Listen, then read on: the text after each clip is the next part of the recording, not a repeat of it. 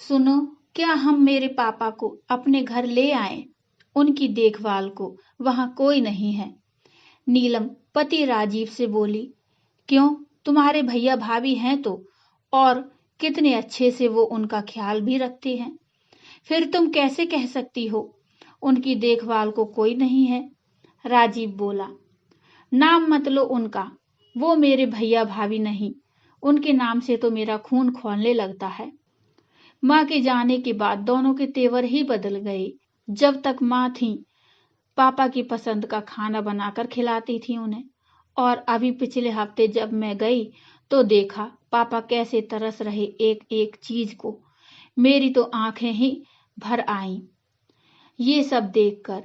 फिर बहुत सोच समझकर आज ये फैसला किया कि ऐसे भाई भाभी के पास मैं अपने पापा को नहीं छोड़ सकती, जिन्हें उनकी फिक्र ही नहीं। नीलम दुखी स्वर में बोली। ओह, पर क्या तुम्हारे पापा यहाँ आने को तैयार होंगे? और क्या तुम उनकी देखभाल सही तरीके से कर पाओगी? कभी अपनी भाभी की तरह तुम भी तो उनसे तंग नहीं आ जाओगी?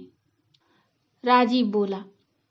कैसी बात कर रहे हो तुम राजीव? वो मेरे पापा हैं, मैं उनका खून हूँ, भाभी की तरह पराई नहीं। वैसे भी भाभी से ज्यादा मुझे भैया पर गुस्सा आता है कि वो तो पापा का खून है।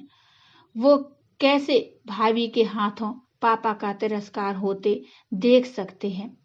उनका खून नहीं खौलता। कैसे बेटे हैं वो?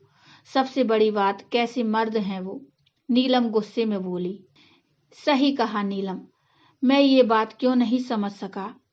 क्यों मेरा खून नहीं खौला जब तुमने पिताजी का इतना तिरस्कार किया कि उन्हें मजबूरी में गांव जाना पड़ा? मैं कल ही जाता हूँ पिताजी से माफी मांग उन्हें वापस लाने। राजीव नीलम की बात सुनकर बोला। राजीव की बात सुन नीलम अवाक रह गई। दोस्तों, ये छोटी सी कहानी आपको कैसी लगी मुझे कमेंट में बताइए। कमेंट में इस कहानी के बारे में अपने विचार भी मुझे बताइए। कहानी अच्छी लगी हो तो लाइक करिए और चैनल को सब्सक्राइब कर लीजिए। Thank you.